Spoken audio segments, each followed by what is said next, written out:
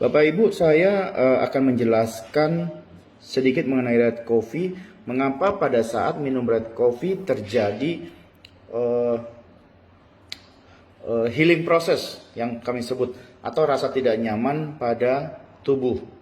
Nah, ini terjadi karena ada banyak masalah di dalam peredaran darah pada orang tersebut, karena fungsi red coffee sendiri ini adalah untuk memperlancar dan menghancurkan lemak di dalam darah. Sehingga pada saat proses pembersihan pembuluh darah tersebut ada rasa tidak nyaman, di mana pada saat darah yang tadinya jalan tidak lancar dan dibersihkan oleh red coffee, maka darah itu akan berjalan menjadi lebih cepat. Nah, pada saat darah menjadi cepat, maka ada beberapa hal yang rasa tidak nyaman. Dan itu kita sebut adalah healing process. Nah, healing process ini tidak akan terjadi terus-menerus setiap kali minum red coffee. Tetapi ini terjadi hanya di awal-awal saja.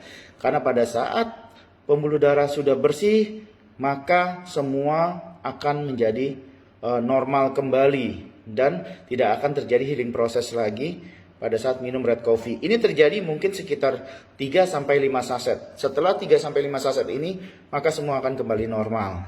Nah, kalau sampai terjadi healing process, apa yang harus kita lakukan?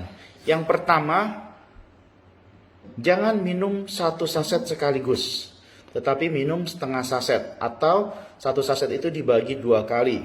Contoh, minum pada pagi hari, setengah saset, minum setengah lagi pada saat malam hari.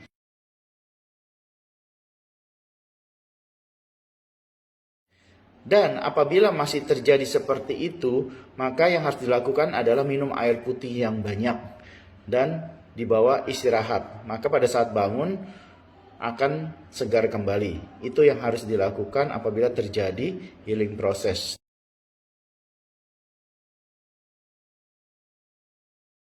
Jadi untuk anjuran minum untuk pemula itu adalah sebaiknya dilakukan 2 kali dalam 1 saset. Jadi pagi hari minum setengah saset, lalu malam hari minum setengah saset. Atau setiap hari tetapi hanya setengah saset saja. Nah, kalau hari ini diminum setengah saset lagi disimpan untuk besok. Itu dilakukan secara 1 minggu. Setelah 1 minggu baru Bapak atau Ibu coba minum 1 saset. Tetapi kalau masih merasakan tidak nyaman, sebaiknya lakukan hanya setengah saset saja.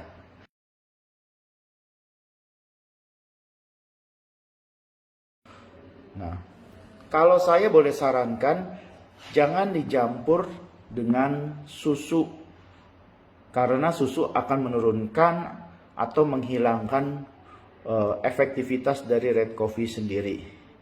Jadi sebaiknya red coffee ini diminum secara single atau dinikmati seperti kita menikmati minum kopi biasa.